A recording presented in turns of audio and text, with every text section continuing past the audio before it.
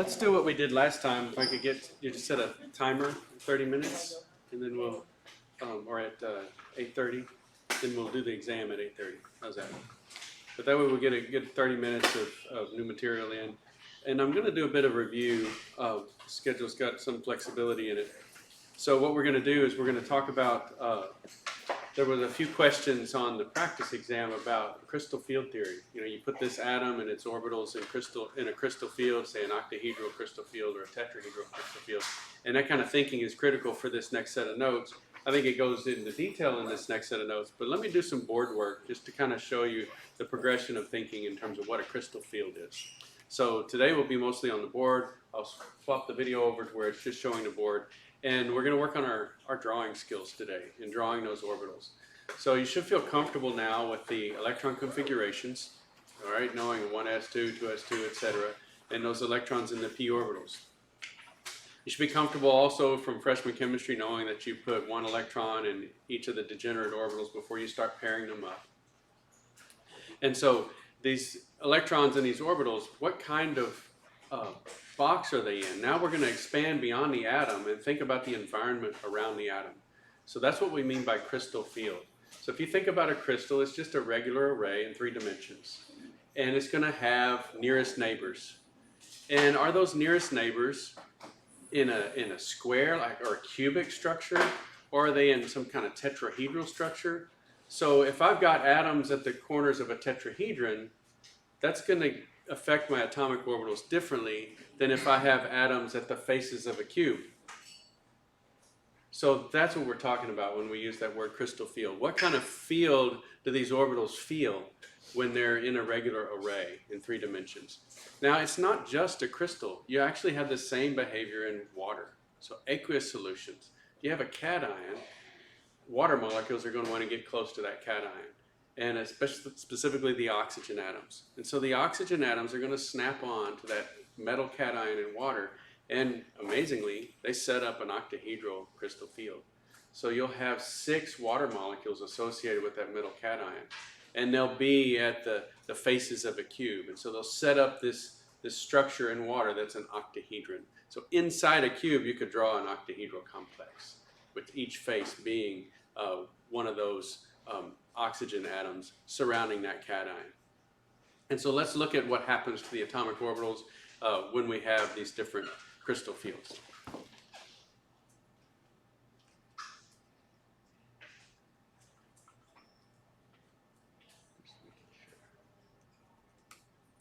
Okay, so now you can see board, and just practice drawing the things that I'm drawing as well. So if we have, first of all, let's just draw our different orbitals.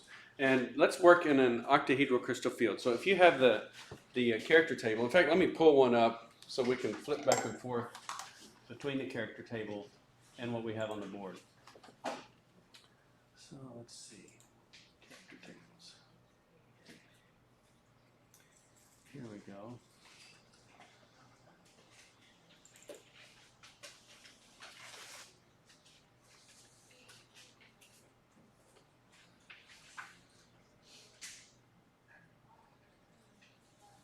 So here's an octahedral character table.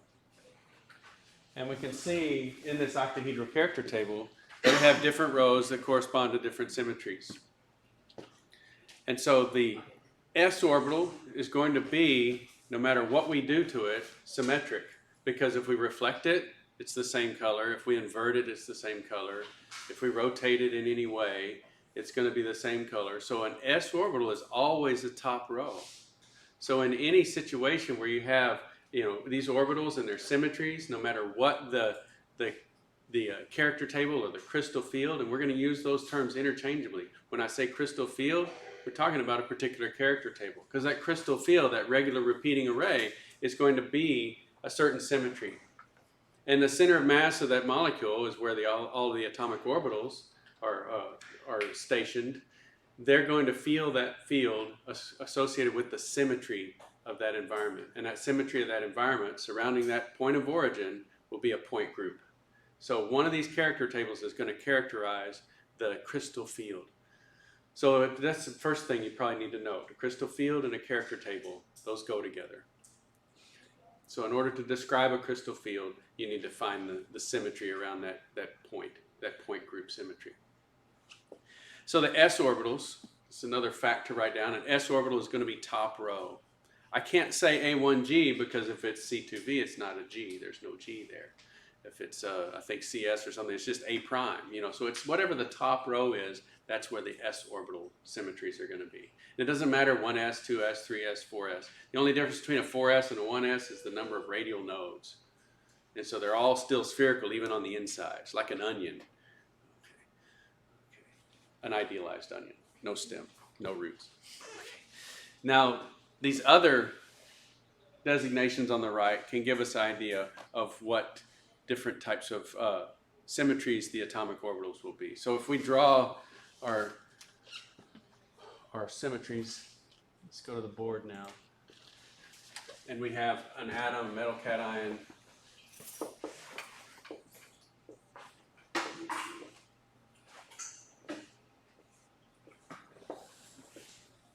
And it's surrounded by 6 atoms. This is how we're going to draw the octahedral complex. And we'll put these atoms on the different axes. And so our coordinate system is a little tilted a bit. This is an axis here. That's an axis.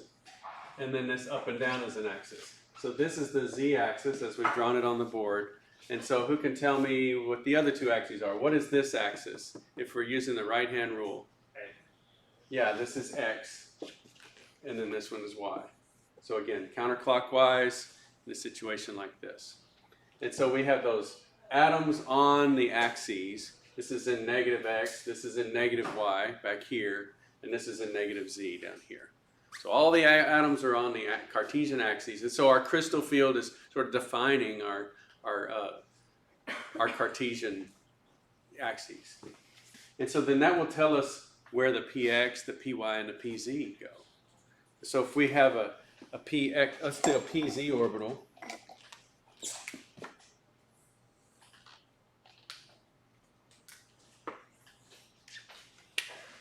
That orbital is oscillating up and down. Remember, green and red just mean expansion and contraction of that electron cloud. And so that's oscillating up and down. That's going to have z symmetry because it goes along the z-axis. I could draw the x and the y. It would get real busy. But in your mind, can you just take that orbital and flop it down on the x-axis and flop it down on the y-axis? So those are the p orbitals.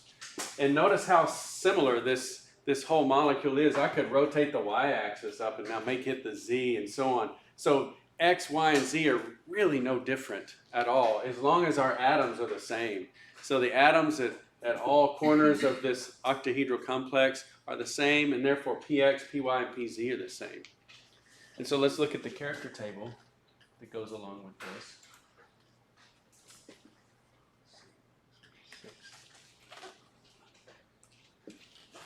Oops. Okay, I've got some hotkeys on this thing that they're messing me up. Let's go, all right, that's good. So here's our character table.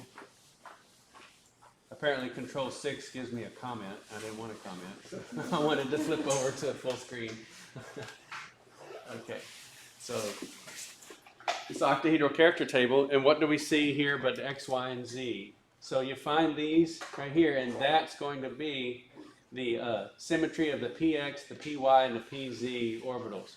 So we come over here, the Mulliken symmetry for the px, py, and pz orbitals are going to be T1U.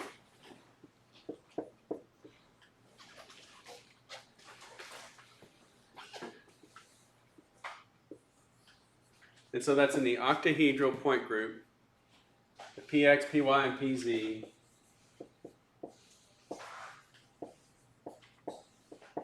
are T1U symmetry.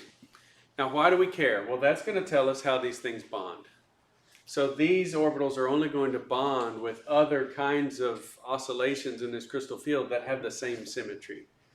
So a T1U orbital cannot bond with or interact with an A1G orbital. Okay? Now when we do spectroscopy, light can interact and cause a transition between those two. Okay. But in terms of bonding, because we're about to get into the molecular orbital series of notes, and that's when we're talking about bonding, how these orbitals naturally mix together. And so the px, py, and pz are only going to mix together with other px, py's, and pz's, or maybe anything with a T1U symmetry. So really only anything with x, y, or z symmetry will these mix. When I say mix, I mean mix in a favorable way to make a bond.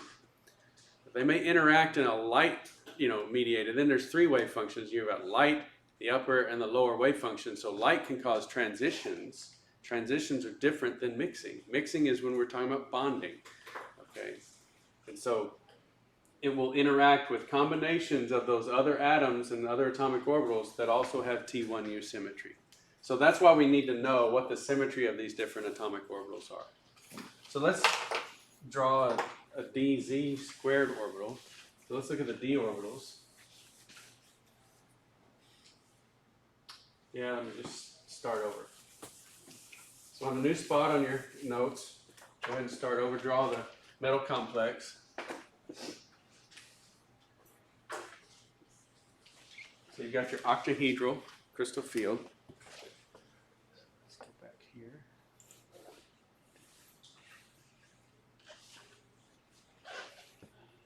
I could draw it a little bigger. Let's do that. Got a lot of real estate. So this is octahedral.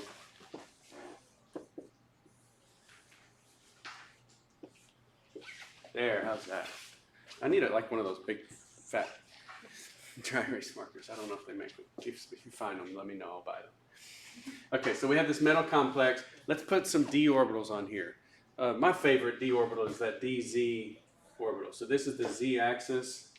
And it's a very strange orbital because it's the d2z squared minus x squared minus y squared orbital. That's the full designation of this orbital that we're about to draw.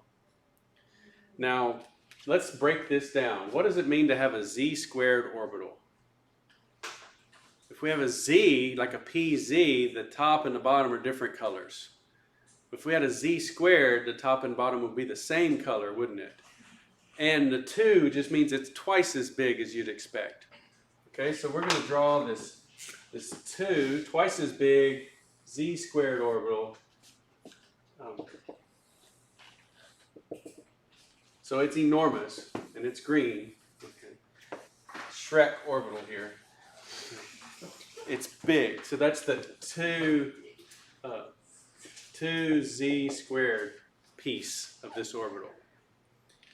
Now I have the x-axis coming out that way and the y-axis coming out this way, and I'm subtracting the x squared and the y squared. If the z squared is the same color, top and bottom, the x squared is the same color front and back, and the y squared is the same front and back. And it's a different color because of the minus sign than the z. So if the z is green and I have a minus x squared and a minus y squared, the x and the y squareds have to be a different color than the green. So I'm going to draw those in red. So I have this x squared here, going back in the back, and the y squared here. So notice the x squared and the y squared are all the same color. So there's no node here. Going around the waist of this thing, there's no node. And so this becomes a ring. So you've seen that d orbital with this ring in the middle. That's this orbital. It's the z squared minus the x squared minus y squared. And that generates that ring. You can think of these different colors as oil and water. And back in the day when you had overhead transparencies, you could take food coloring and water and oil and mix them together to show how you draw the p orbitals, but you get them close enough. If they're the same color, meaning they're both water, they'll merge together. And if they're both oil, they'll merge together. And if these were both oil, the z squared, the x squared and the y squared were the same substance, they would mix together and make this ring around the middle. Okay, and so they just sort of smeared together. That's the minus x squared minus y squared piece. And the green part is the dz squared piece. And they're different color because they're different signs. So we look at this orbital. It's kind of going all over the place. It's, how is it oscillating? Well, think about it. It's squirting out the top and bottom while the waist squeezes in. And then it's expanding in the waist while the top and bottom are squeezing in. And if you were on one of these diagonals, you really wouldn't see any change. So it's doing this. And that's a little bit higher order. It's a little higher in energy because it's got more nodes than just the p orbital. P orbital is just going up and down. But this one's squirting up and down and squeezing out like that. So I don't know. You see them? That's what's going on with this orbital. And how do I know? Well, this is a wave function. It's oscillatory. And it's also one of the spherical harmonics. So this is a harmonic motion of a sphere. If I take a bubble and somehow, again, it's my dream to blow bubbles and like get video of this, where you could puff air on the top and bottom of a bubble and it would do this. And that would be one of the harmonic motions of a bubble. Well, what is this? This is the electron cloud. This is how the electron cloud is oscillating. And we've given it quantum numbers and called it the dz squared minus x squared minus y squared. That's the mathematical function that describes this shape of that bubble. A p orbital would just be oscillating up and down. You could pop or puff air on a bubble and see it oscillate up and down as it's wiggling through space, or left and right, or front and back. Okay. So hopefully this demystifies this particular orbital. Now this orbital has a particular symmetry. So let's go to scene 6 and see if I can do that. Okay. And here's the character table. And we find it, here's the 2z squared minus x squared minus y squared, right there. And so it has symmetry EG.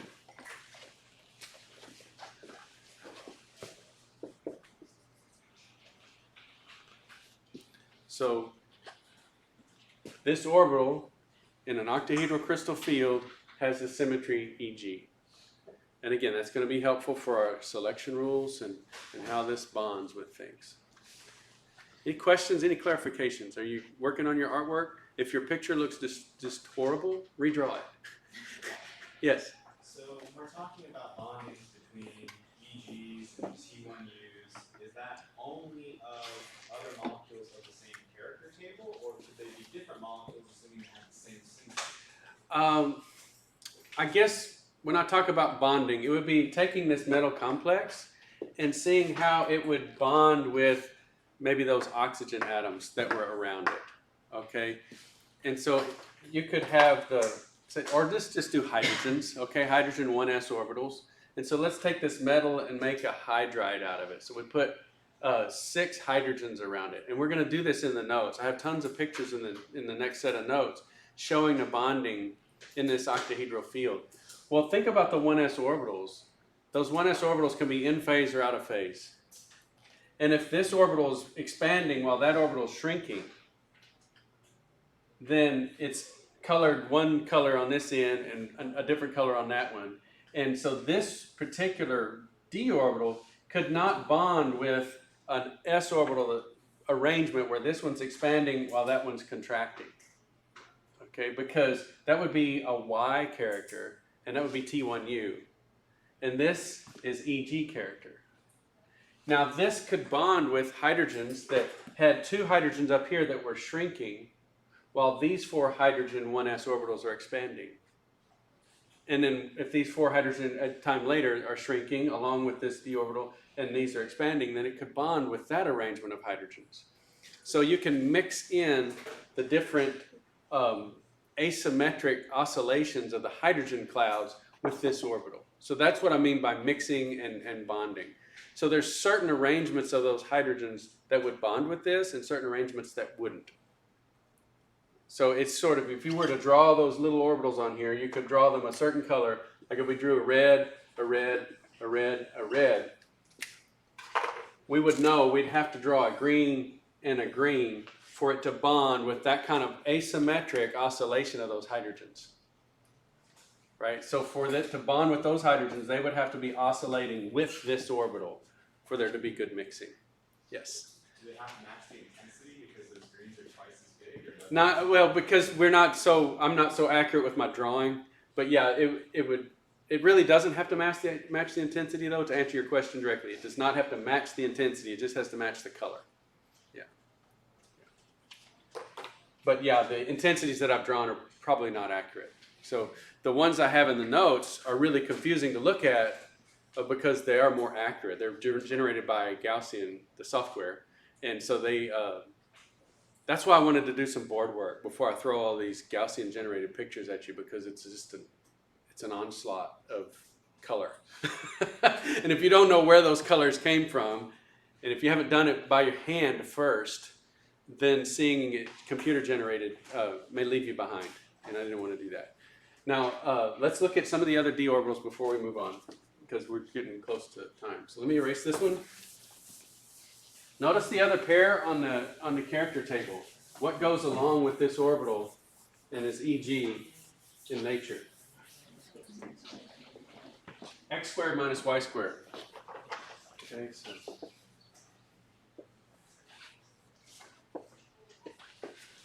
so we have the x-axis here, y-axis there, and the z-axis going up. So let me flip over to the screen. Okay. So this one's pretty easy. We've got the dx squared minus y squared.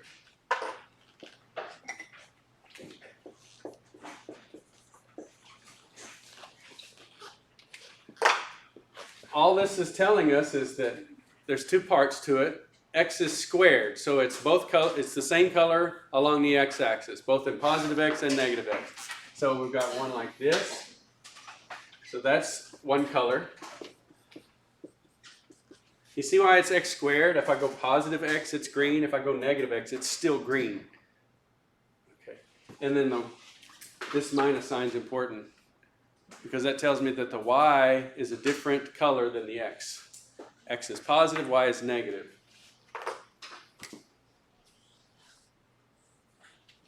So, and it's y squared. So if I go in the positive y direction, it's red. If I go in the negative y direction, it's still red. So that's y squared.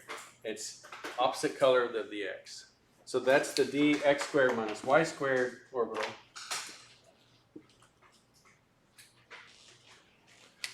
Notice there's nothing along the z.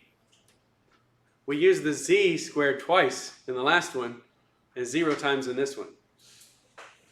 And we use x squared once each, and y squared once each. So this forms a nice little set, doesn't it? Each one of those axes is used twice. The z is used twice in the first one, and 0 in this one. X is used once in each. Y is used once in each. And so you see conservation in some of these orbitals. We're mixing in the different Cartesian motions of this sphere, and they conserve. And we're going to make a set of 2. We started with 3 things. We use each of them 2 times. Okay, so then this is symmetry. We know from the character table because it was paired with the 2z squared minus x squared minus y squared. This one is also EG, and it forms a partner with that other orbital. So it's a degenerate set. This orbital is going to have the same energy as that other one we drew.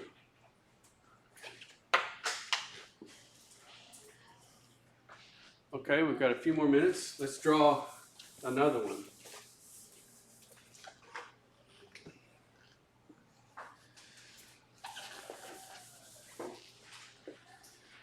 Let's do the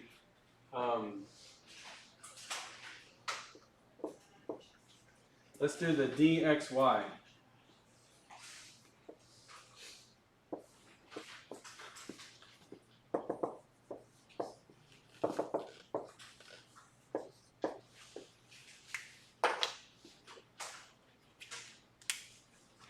Now this is the dxy. There's no plus or minus here. It's x times y. Since there's no plus or minus, it's the x times the y. Okay. So what are we going to have if we take positive x times positive y? Positive xy. It'll be positive results, won't it? Two positive numbers times each other is positive. What if I'm on the x-axis? What do I have along the x-axis? What is the value of y if I'm standing on the x-axis? 0. So this has a node along the x-axis. What is the value of x if I'm standing on the y-axis? 0. So this has a node along the y-axis. So there's your nodes. And in between here, we have positive x times positive y. And so this is going to have a shape kind of like that that's positive. And then back here in the back, I've got negative x times negative y. Again, the negative signs cancel, so in the back it's going to be positive.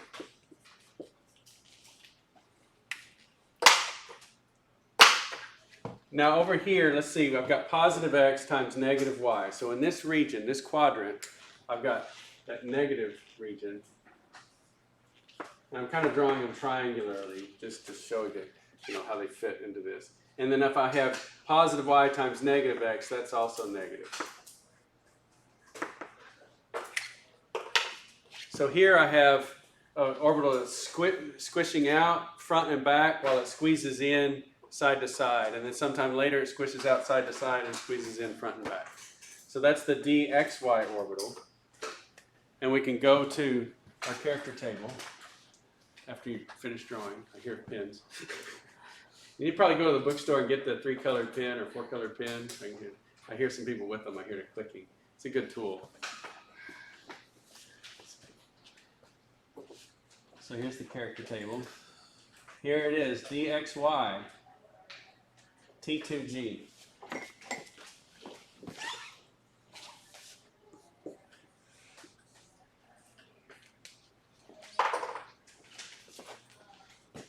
And it's actually also dxz and dyz. Notice in the character table we have commas between those. When you have those commas, it's just showing you this d function, comma, this d function, and then that d function is showing you all three of those are the same symmetry. Okay. Now, if we were to draw the, let's try the dxz.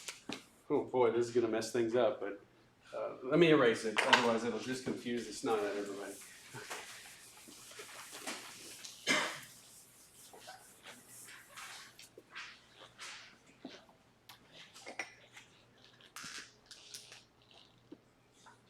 If I could, let's just draw this, z, and then we're going to draw the x-axis here, and the y coming out at us.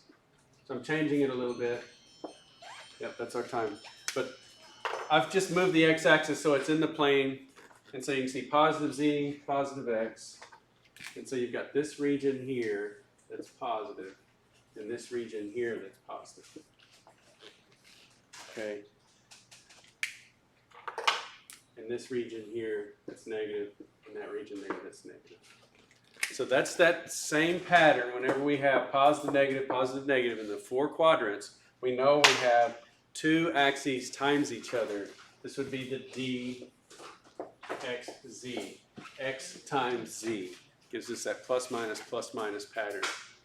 And that's something you should recognize. We saw that with the arrows too, and like cyclopentadiene, where the X, the CH stretches are all opposite. 2 opposite ones are stretching while the other 2 opposites are compressing or contracting. We have a plus minus.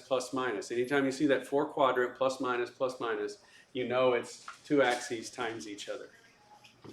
And this is also going to be on that EG row. So let me get the video so that people can see this. So that's what we've drawn here. Plus minus. dxz, and that's, what was it? E2g.